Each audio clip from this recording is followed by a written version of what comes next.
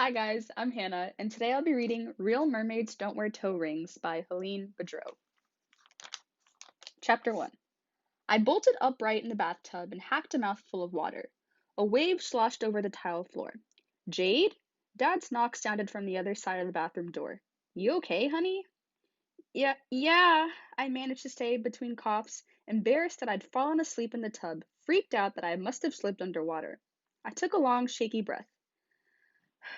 I'm fine, Dad. Thanks. A shiver ran along my damp arm as I pulled a strand of hair from my mouth. What would have happened if I hadn't woken up? My thoughts turned instantly to Mom.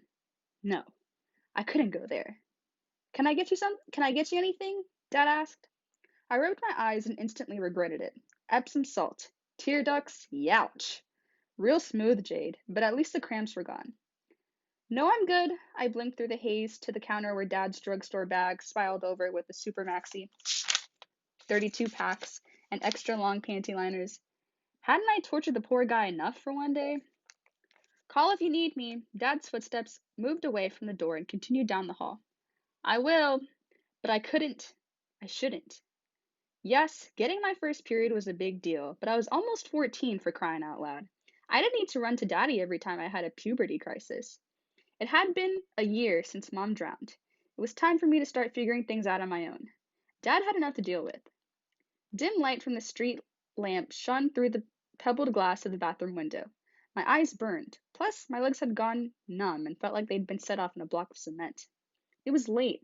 I should have dried off, head to bed, and finally put an end to this cruddy day. I braced my hands on the side of the tub and shook my lips to get the blood flowing. But the sight that broke through the foamy surface of the water made me forget the pep talk I'd just given myself about not bothering. Dad! The world tipped on its axis as I worked to make sense of what I was seeing. I blinked, trying to focus. What the heck had happened while I'd been asleep? Was I having some kind of allergic reaction to Epsom salts? Had someone slipped hallucinogenic drugs into that Slurpee at the mall? Those and other crazy thoughts shuffled through my brain as I struggled to understand why, instead of legs, the lower half of my body was now encased in a shimmering tail of iridescent scales. Oh my God, Dad! I shrank back against the tub, disgusted by what I saw, but the tail moved with me. A sharp breath threw me into another fit of coughing. I shook my head. Hard. Dad's footsteps clattered along the wooden floor in the hall. What is it? His voice rang through the door. Call 911! The words escaped between coughs. The knob rattled. Unlock the door, Jade. Let me in. I tried to haul myself over the side of the tub to stretch my hand toward the door, but my lower half flickered uselessly in the water. I can't. Dad jiggled something in the lock, no doubt one of his trillion Swift Army knife attachments. But it proved useless, judging by the curse words he muttered. Finally, he rammed his weight against the door. A rush of air filled the room as the door flew open and slammed against the wall. I pulled a towel to my chest from the towel bar above the tub as Dad stumbled into the bathroom. Look! I lifted the tail from the water and struggled to catch my breath.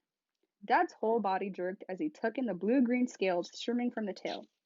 He collapsed onto the toilet seat and leaned heavily against the vanity. Do something! I wailed. Dad sat frozen in place. He stared, mouth open, at my half-girl, half-fish body. After what seemed like forever, he spoke. Oh, Jade, I'm so sorry. He ran a hand through his hair. Your mom and I were always afraid something like this might happen to you. And that's the end of chapter 1. Stay tuned for chapter 2.